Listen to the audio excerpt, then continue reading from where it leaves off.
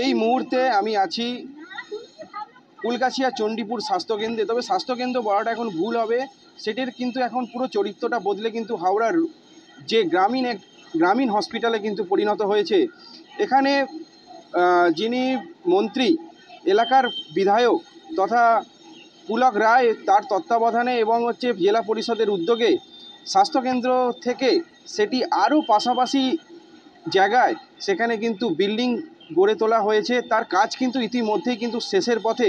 পাশাপাশি একটি জিনিস জানিয়ে রাখবো, এখানে যে মেন পরিষেবাগুলো শুরু হয়ে গেছে সেটা হচ্ছে রক্ত, কফ এবং চক্ষু পরীক্ষা। যে চক্ষু পরীক্ষা এবং রক্ত পরীক্ষা এবং কফ পরীক্ষা বাইরে করতে গেলে একটা ব্যাপক টাকা খরচা হতো, সেখানে কিন্তু এই হসপিটালে সেটা অনেক কম খরচে এবং অনেক কম বিনিময়ে কিন্তু সেটা কিন্তু রক্ত এবং কফ এবং চক্ষু পরীক্ষা কিন্তু করা হচ্ছে।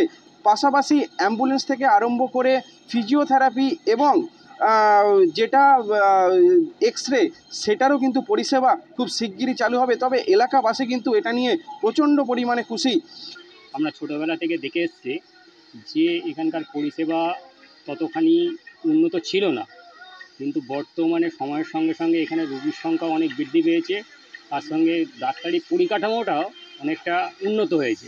ফ্রি অফ কস্ট ল্যাবরেটরি চালু হয়েছে। এখানে সমস্ত ধরনের রক্ত পরীক্ষা, কফ পরীক্ষা এবং উন্নত ধরনের কফ পরীক্ষা, যেটাকে ট্রুনেট বলা হয়, যেটা খুব কম হাসপাতালেই আছে এখন, সেটা কিন্তু আমাদের এখানে ফ্রি অফ কস্ট আমরা সার্ভিসটা দিচ্ছি। বর্তমানে আবার এই যে বাইরের দিকে যে শেড হচ্ছে আপনি দেখতে পাচ্ছেন, বা নিচের দিকে রাস্তা হচ্ছে, বা মাদার হাব একটা হয়েছে, এবং এই রুরাল হসপিটাল হওয়ার পর পিডব্লিউডি থেকেও কিছু টাকা দিয়ে রিনোভেশন হচ্ছে।